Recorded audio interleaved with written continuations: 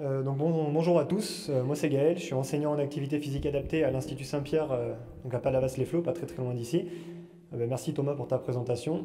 Moi je vais plus m'attarder, vu qu'on a l'Institut Saint-Pierre, pour ceux qui ne connaissent pas, c'est un SSR pédiatrique, donc on s'occupe d'enfants de 0 à 18 ans et je vais vous présenter un petit peu l'activité physique qu'on propose et la vision des choses, enfin la vision de l'activité physique que je peux avoir pour ces enfants touchés par l'obésité.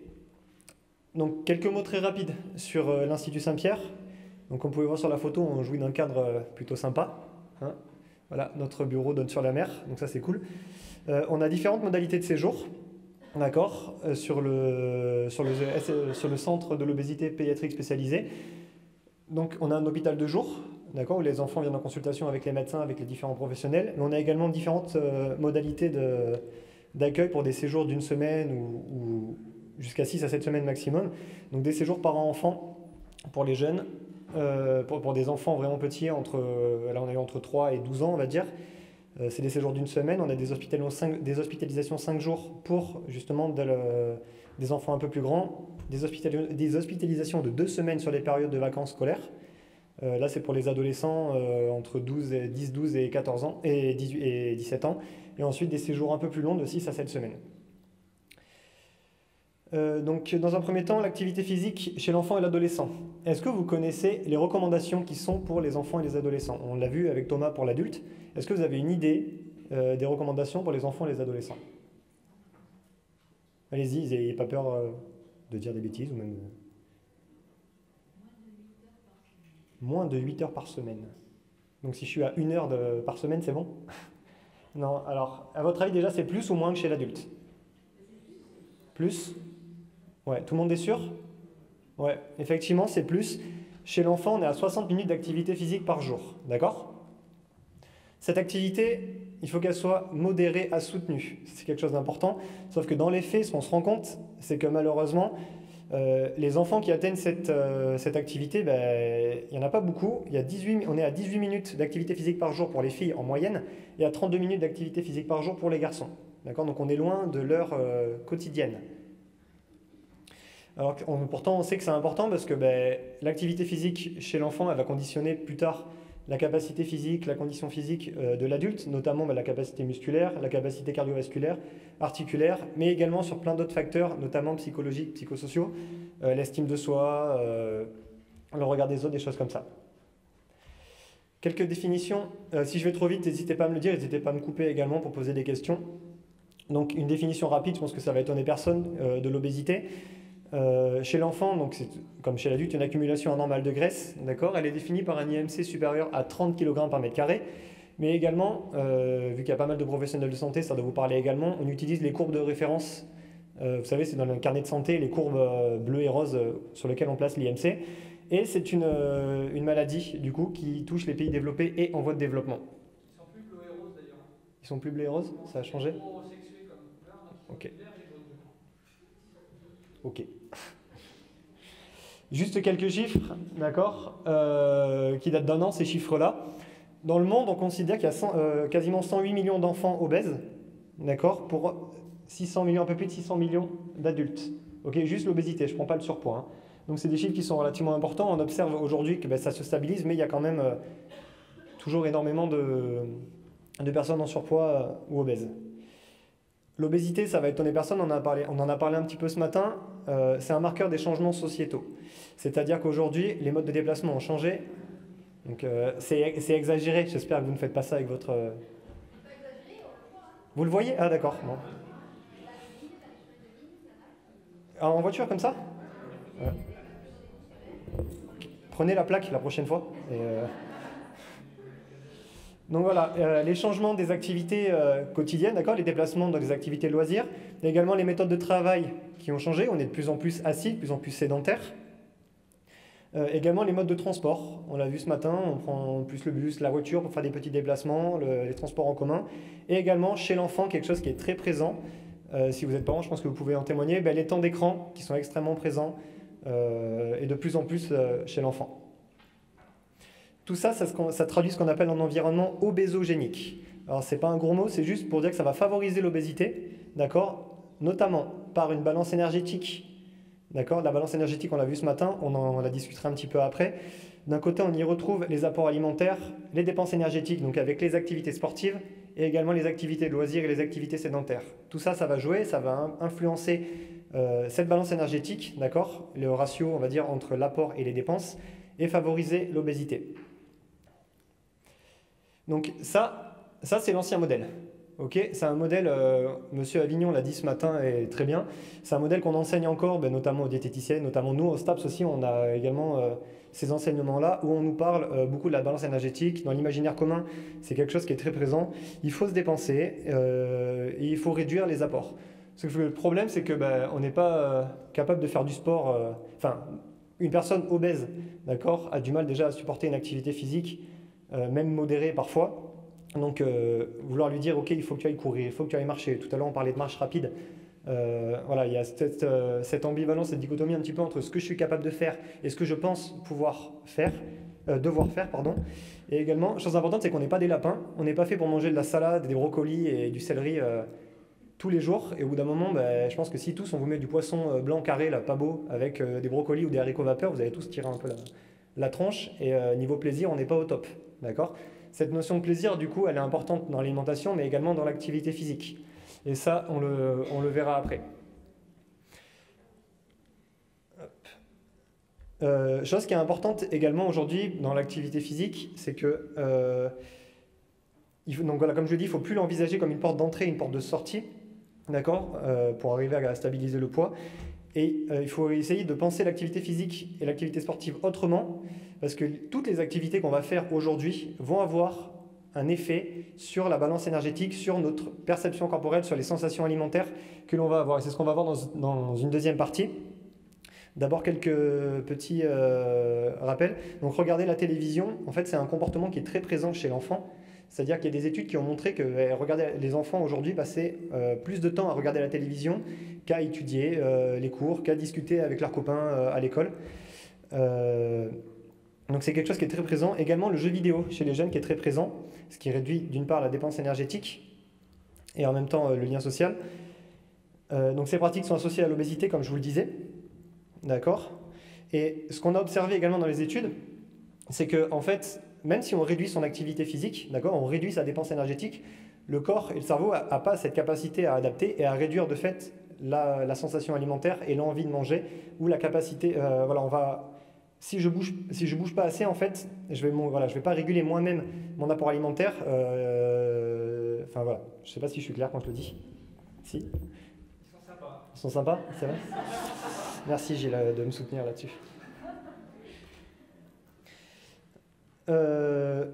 Ils ont également, il y a plusieurs études qui ont également montré qu'en fait, regarder la télévision, jouer aux jeux vidéo, voilà, tous ces temps sédentaires où on utilise un écran, donc téléphone, tablette, ordinateur, tout ce que vous voulez, ça va modifier les perceptions de l'enfant, d'accord, l'amener à consommer en plus grande quantité et également de moins bonne qualité.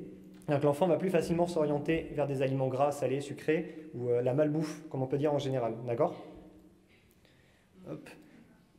Donc voilà, temps sédentaire, balance énergétique déséquilibrée, et je m'oriente plus facilement vers des activités, vers de la nourriture malsaine. Du coup, il y a une nécessité de remettre les jeunes en mouvement rapidement, d'accord? Et l'alimentation et l'activité physique, une alimentation adaptée, j'ai pas parlé de régime, je parle d'alimentation adaptée et activité physique, c'est des choses qui sont très importantes et qui marchent, voilà, c'est la meilleure solution en fait pour arriver à stabiliser le poids et à perdre le poids. Donc voilà, traitement le plus efficace.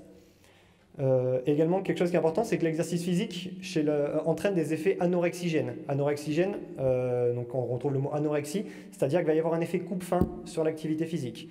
Par contre, cette activité physique, il ne faut pas qu'elle soit faite n'importe comment. D'accord? Chez l'enfant, il y a des études qui ont montré que justement, l'activité physique de haute intensité, notamment l'intervalle training, des choses comme l'intervalle training, le circuit training, les exercices à haute intensité, allaient avoir un effet anorexigène, c'est-à-dire un effet coupe-faim après l'exercice. Okay? Donc, on prend l'exemple de mon ado. Exemple dans certaines études, je mets un adolescent ou un enfant obèse devant la télé.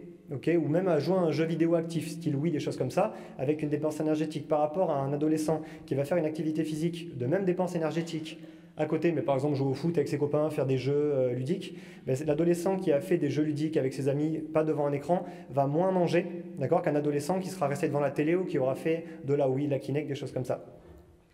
Donc avec l'activité physique, aujourd'hui, il ne faut pas voir ça que comme une sorte de dépense énergétique, une porte de dépense énergétique, mais également comme un moyen aussi de réguler les apports alimentaires par la sensation, se réapproprier des sensations corporelles. Et voilà, donc ça c'est un travail qu'on peut faire avec la diététicienne notamment, avec des groupes de discussion, des échanges avec les enfants après l'activité physique à l'Institut. Hop. Du coup, maintenant, là je vous ai parlé d'un cadre plutôt théorique, d'accord, un cadre qu'on connaît sur les entrées et dépenses. Maintenant, la réalité du terrain, aujourd'hui, les enfants qu'on a à l'Institut, alors c'est quelque chose que j'aime bien parler d'eux comme ça, c'est qu'un anorexique ne veut pas se voir. Par contre, l'adolescent obèse, il ne veut pas qu'on le voie. Je m'explique. On entend souvent des réflexions où on dit oui, c'est la personne obèse, l'enfant, il sait ce qu'il doit faire, il sait qu'il doit manger sain, il sait qu'il doit bouger correctement, mais il ne le fait pas. Maintenant, la question, c'est de savoir pourquoi il ne le fait pas. C'est quoi encore ce frein, le frein de l'enfant, pourquoi il ne va pas mettre en place tous les comportements de santé, tous les comportements sains qu'on a pu lui apporter. Et pourquoi le patient obèse, il ne va pas suivre son régime alors qu'il a mal au dos, il a mal aux genoux, il est essoufflé, il risque de développer un diabète. Voilà, ça, il le sait, mais pourquoi il ne le fait pas? Et encore moins un enfant, du coup, il ne va pas appliquer la prescription en diététique, en activité physique. Il va falloir appréhender le sujet en fait, dans sa complexité, non pas dans sa globalité, mais dans sa complexité, pour justement essayer de travailler sur tous les petits facteurs qui vont pouvoir jouer avec lui, sur son changement de comportement. Hop, non, ça ne marche pas. Du coup, c'est un modèle qu'on a présenté un petit peu ce matin, un modèle d'une approche psycho-éducative en 5 dimensions. C'est une approche cognitivo-comportementale. C'est quelque chose que j'aime bien utiliser avec les enfants parce que je trouve que c'est intéressant. On travaille autour de plusieurs axes. Donc au centre, on va dire voilà, le comportement autour du cognitif, autour de la remise en question. Plusieurs axes. Donc la métacognition. La métacognition, c'est un petit peu le zoom en arrière. C'est essayer d'amener le patient à se questionner sur pourquoi il en est là, qu'est-ce qui a fait qu'aujourd'hui il n'arrive pas à mettre en place les choses, et essayer de se questionner sur le chemin qu'il a parcouru jusqu'à présent. Ensuite, également sur les perceptions. La perception du corps, la perception alimentaire, comment je vois mon corps, d'accord, comment je le ressens dans mes mouvements, dans mon activité, comment je me sens bouger. La dimension infracognitive, ça c'est discuter également des capacités de l'enfant, c'est-à-dire le tout ou rien. Généralement, les enfants qui viennent chez nous, les adolescents, pensent qu'ils viennent en stage commando. On va leur faire du sport toute la journée, de 8h, on va les lever à 5h, on va les courir sur la plage, on va les faire ramper sur le sable, on va leur faire soulever des poids hyper lourds. Sauf qu'on est très loin de la réalité, et parfois les retours qu'on a, c'est ouais, mais on ne fait pas assez de sport, est-ce qu'on peut faire du sport, est-ce qu'on peut faire du sport, est-ce qu'on peut faire du sport. En discutant avec eux, on se rend compte que malheureusement, à l'extérieur, ils en font peut-être 3-4 fois moins que ce qu'on peut leur proposer à l'Institut. Mais voilà, ils sont dans cette envie de perdre du poids rapidement, on en a parlé aussi tout à l'heure, ils veulent perdre du poids rapidement, ils veulent cet effet magique, une pensée magique où ils vont venir en stage 2 semaines, 3 ou 6 semaines et ils vont perdre 15 kilos. On est très très loin de ça. Et justement, c'est travailler cette remise en question sur un petit peu la perception et arriver à se projeter, se ramener à la réalité. Et également la dimension que je pense pouvoir travailler plus facilement, on va dire, de par mon activité, c'est la gestion des émotions. D'accord ? La gestion des émotions, pourquoi ? Parce qu'il y a plein d'enfants qui viennent chez nous, qui ont des troubles du comportement. Pourquoi ces troubles du comportement ? Parce que plus jeunes, ils ont subi des violences, il y a eu des abus sexuels, il y a eu du harcèlement. Ils arrivent en disant « je suis le petit gros », excusez-moi de parler comme ça, mais ce qu'on entend, c'est « je suis le petit gros de l'école qui est choisi en dernier par l'équipe, je suis mis de côté ». Je suis rejeté par mon club si je fais du foot, je suis rejeté par l'entraîneur, je suis jamais sélectionné pour les matchs, des choses comme ça. Donc il va falloir essayer de travailler ces émotions, notamment par des approches non verbales, on va dire, et utiliser justement à travailler à exprimer des choses avec son corps. C'est pas là, c'est là. Ça, c'est ce qu'on peut retrouver. C'est ce qu'on retrouve globalement chez les enfants quand ils arrivent. Je ne veux pas schématiser, tous les enfants obèses n'ont pas une faible estime d'eux-mêmes, ils n'ont pas une image du corps déformée et ils n'ont pas des sensations corporelles complètement aberrantes, d'accord ? Mais c'est le gros schéma qu'on retrouve chez les enfants chez nous. Donc faible estime de soi, une image du corps qui est déformée, comme je disais, des sensations corporelles et des émotions qui sont biaisées. Pourquoi ? Parce que justement, cette image du corps, en fait, elle participe au cercle vicieux de l'obésité. notamment par l'inscription d'un régime restrictif ou des compulsions alimentaires. Et il y a également, mais comme je disais, un passé qui est parfois traumatisant, où l'enfant obèse, il est un petit peu coupé de sa sensation et de son émotion. C'est-à-dire qu'il va se construire une enveloppe corporelle, qui va lui donner l'impression d'être protégé. Il va se donner, en public, il va donner une impression d'être sûr, d'être fort. Et ça va souvent se traduire par de l'agressivité.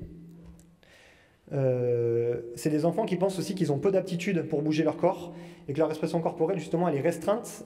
Et donc il y a peu de mouvement, et ils n'éprouvent pas l'envie de bouger, et la perception justement du corps quand il bouge, elle est grossière, et elle renvoie à une image qui est un peu négative, une image de soi qui est négative. Ça va créer des tensions au niveau de la posture, des malpositions, des blessures, des choses comme ça. Ça pour moi c'est vraiment l'axe sur lequel avec l'enfant il faut arriver à travailler. Il faut sortir de la notion de dépense énergétique où je vais courir et je vais manger de la salade, et vraiment arriver à lui faire exprimer des choses avec son corps pour qu'il se réapproprie son corps et qu'il redessine un petit peu les frontières de son corps.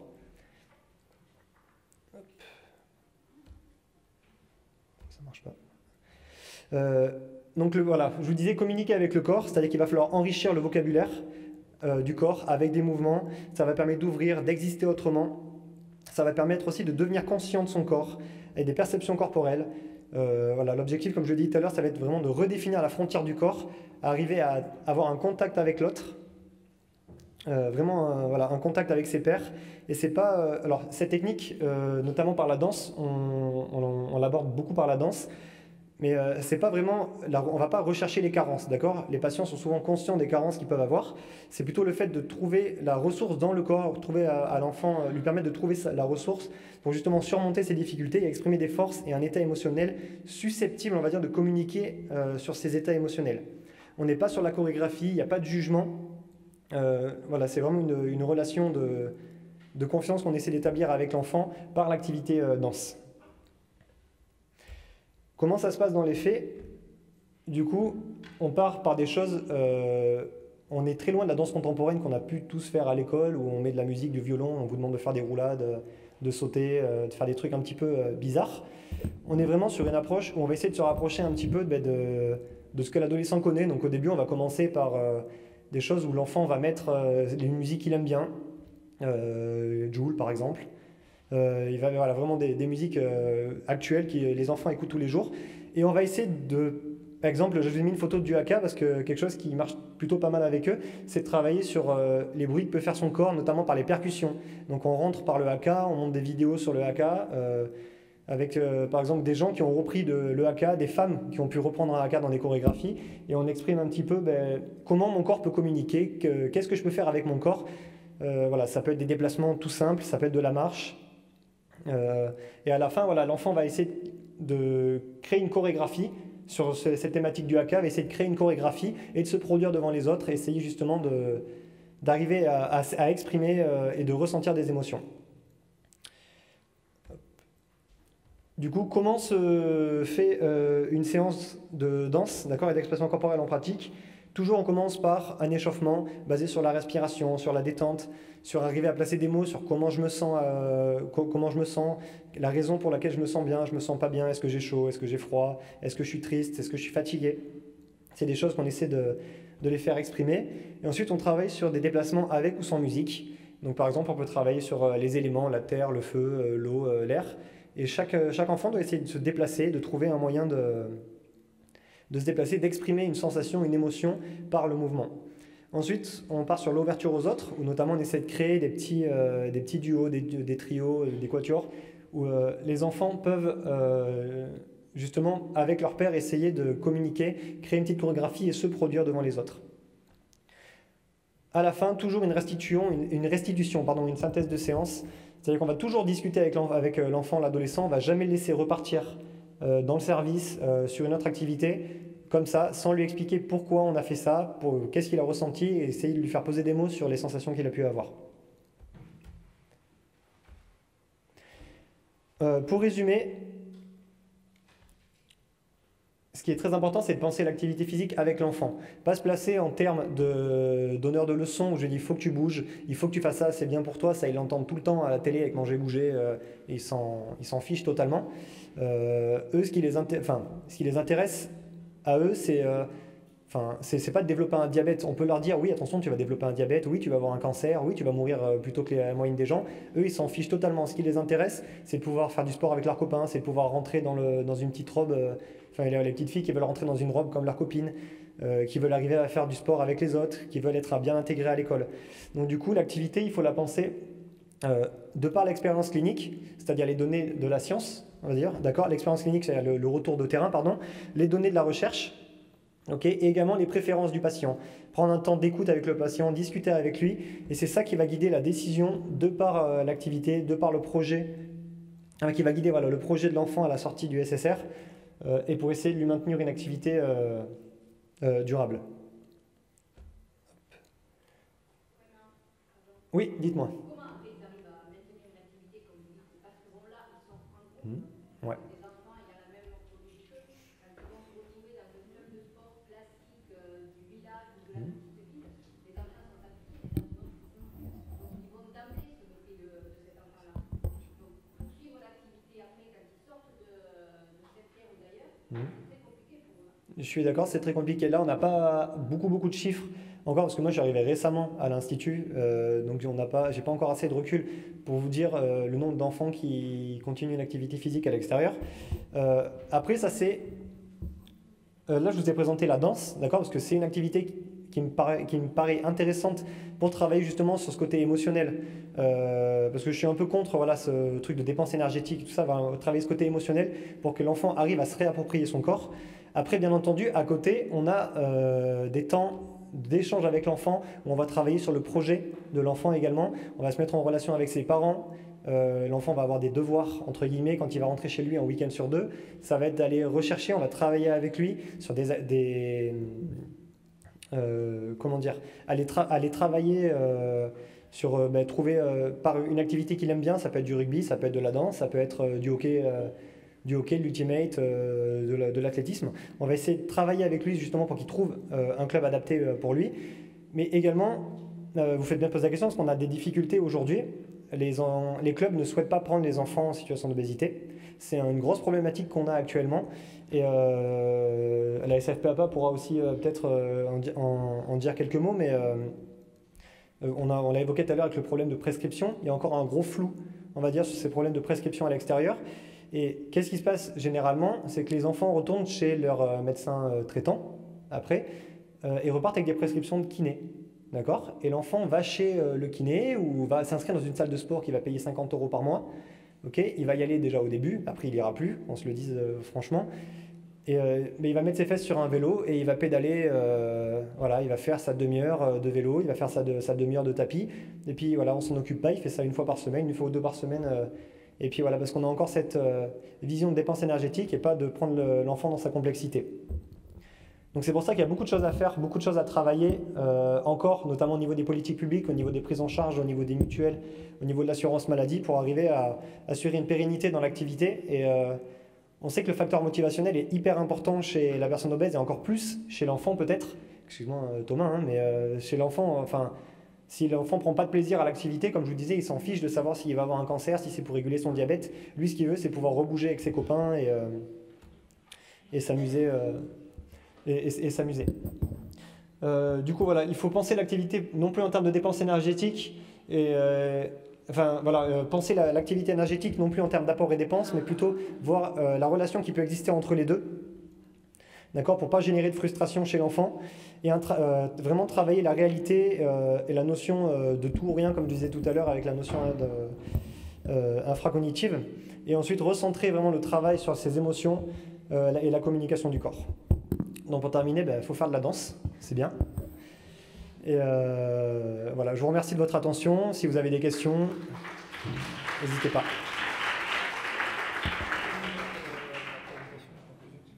Est-ce qu'il y a des personnes qui ont des questions dans la salle? Oui. Est-ce que vous revoyez les enfants après? Alors, est-ce que vous avez suivi sur la partie de la structure? Ouais, alors nous sur l'Institut Saint-Pierre, sur les séjours dont je vous ai parlé tout à l'heure, on n'a pas de... en fait, on a un suivi que sur les séjours longs, de 6 à 7 semaines. D'accord? Les séjours plus courts, ils viennent en consultation régulièrement avec le médecin. Sur les séjours de 6 à 7 semaines, l'enfant revient à 1, 3, 6 mois, 1 an, voilà, après tous les ans. D'accord? Il revient pour avoir un suivi. J'ai pas entendu, excuse. Vous ne pouvez pas organiser des journées, par exemple, des journées d'échange avec des enfants. C'est ce qui se fait. En fait, les enfants qui ont fait un séjour reviennent tous ensemble, d'accord, sur une même journée. Donc, les modalités, en fait, c'est que sur le premier retour à l'institut, c'est une prise en charge de groupe avec des ateliers de discussion, justement, qu'est-ce qui a marché pour toi, qu'est-ce qui n'a pas marché, où sont tes difficultés, qu'est-ce qu'on peut faire, avec les conseils des professionnels. Il y a l'enseignant APA qui fait qui est guide dans l'entretien pour le sport, il y a la diététicienne, la psychologue, voilà, c'est vraiment des groupes de parole, un groupe d'échange. Et ensuite, on est plus sur des entretiens individuels, justement, pour affiner le projet et continuer avec lui à voir en détail ce qui a pas fonctionné. Mais bien sûr que s'il y a un retour collectif avec les enfants sur leur vécu et ce qu'ils ont pu mettre en place en sortant d'ici, où est-ce qu'ils en sont dans leur cheminement et tout ça. Est-ce qu'éventuellement il y a une autre question? Oui, monsieur. Je voulais savoir si tu faisais des évaluations. Ouais. Donc là, je ne l'ai pas présenté ici, mais on fait des évaluations. Donc on fait une évaluation de l'estime de soi. On a une évaluation aussi de l'endurance cardio-respiratoire, notamment on fait un test de marche avec eux. De ce test de marche, après, on calcule le Lipox max. Je ne sais pas si ça parle à tout le monde. Voilà, on essaie de déterminer le Lipox max, c'est une fréquence cardiaque spécifique à laquelle on est censé brûler plus de calories en provenance du gras, pour parler très schématiquement.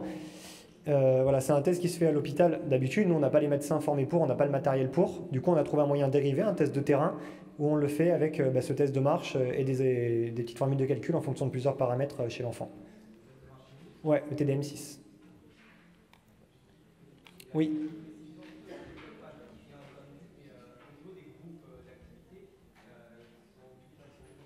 Alors non. Ce qui est important, c'est qu'à l'Institut, on a également une école, en fait.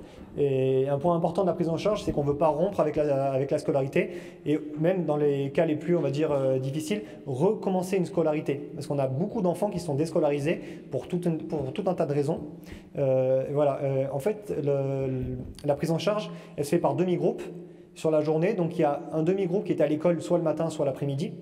Et ensuite, sur la demi-journée qui reste, il y a des TP avec la diététicienne, il y a des ateliers, il y a du sport, il y a de l'activité physique adaptée, il y a la psychologue, il y a une prise en charge éducative également qui se fait. Voilà, c'est vraiment pluridisciplinaire et on fonctionne par demi-journée. Un groupe à l'école le matin, l'autre à l'école l'après-midi.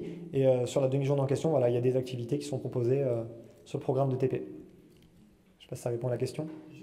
Ouais, merci. Je vais vous laisser la parole. Je vais juste donner la parole à cette personne qui a une annonce à faire par rapport à deux personnes qui ont oublié de signer et d'émarger. Combe Isabelle et Moreau Magali.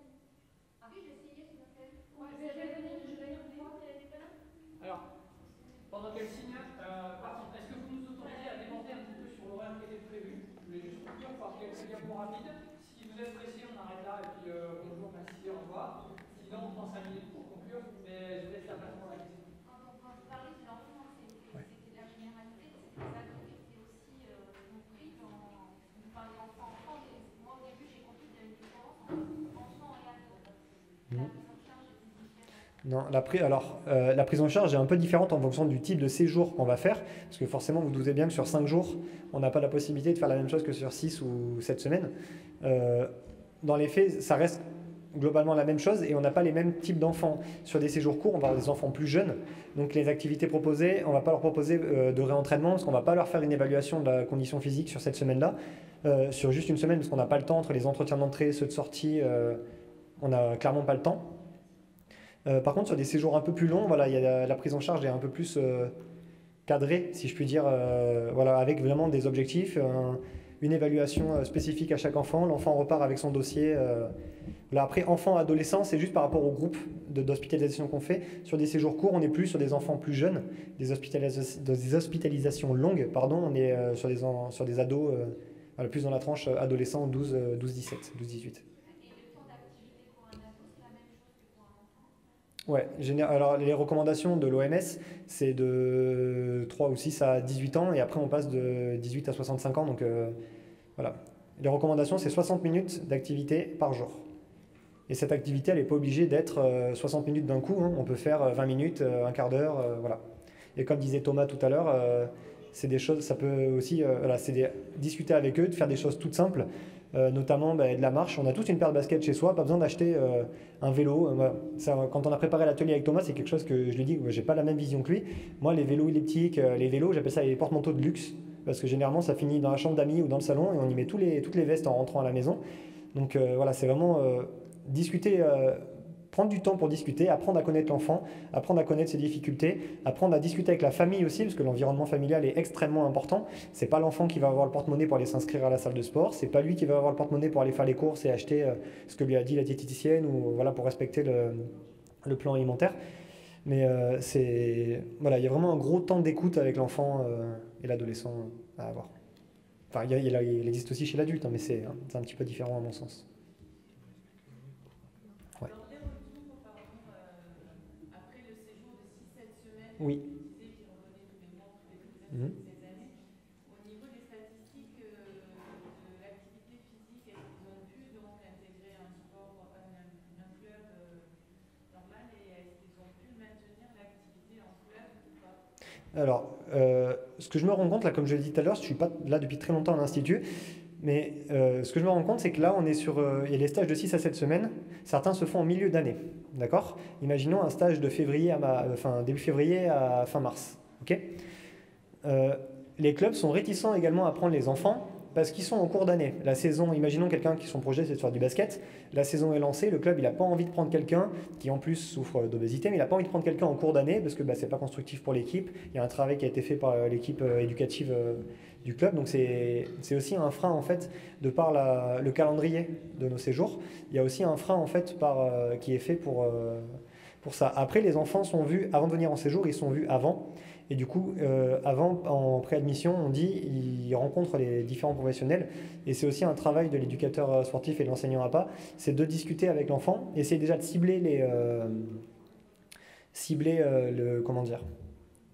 un projet, arriver à un projet et fixer des petits objectifs. Ça va être par exemple pour quelqu'un qui est déscolarisé, juste déjà sortir de chez lui la journée pour aller chercher le pain et revenir. Juste ça, ce sera déjà un objectif. On ne va pas forcément obliger l'enfant après à aller chercher un club de sport. Vraiment essayer de bouger au quotidien et bouger facilement en mettant ses chaussures, en allant marcher. On a tous des chaussures chez soi. Voilà, pas la peine d'acheter un vélo à 1000 euros, à 800 euros pour aller faire du sport dans son salon. On peut faire des choses très simples. Et comme le disait Thomas tout à l'heure, prendre les escaliers, voilà, discuter de ces petites choses-là pour arriver à les faire bouger au quotidien et simplement. Merci Gaël.